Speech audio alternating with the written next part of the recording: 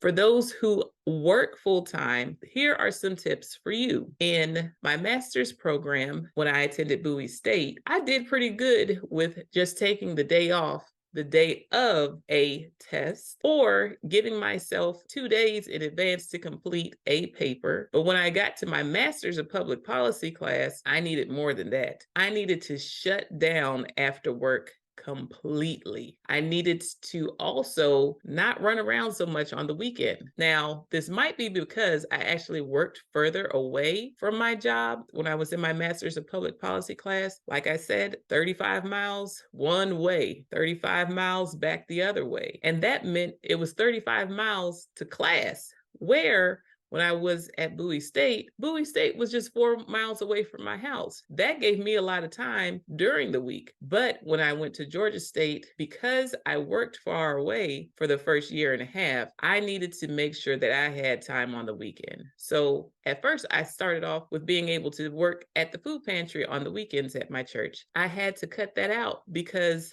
it just took up too much of my time on the weekend, and I needed to be able to focus on my work. And I also needed to be able to give myself a break on the weekend. Now, everybody is not going to take this the same, but yes, you do need time to do absolutely nothing. No schoolwork, no church work, no work, just time for yourself. Because at the end of the day, that's who you're left with. You don't want to stretch yourself too thin. You don't want to burn both ends of the candle, meaning don't wear yourself out because you're all you have. Make sure that you're leaving yourself in good shape with enough sleep, with enough rest, with enough time to decompress and relax, so that when it's time for you to go, whether that's show up at work or show up in your assignments, giving your full effort to your work, you want to make sure that you have the energy necessary to put forth in it. And that means giving yourself time to restore your energy. Specifically, for those who are introverts, you know that you need time away from people to take a break and re-energize. So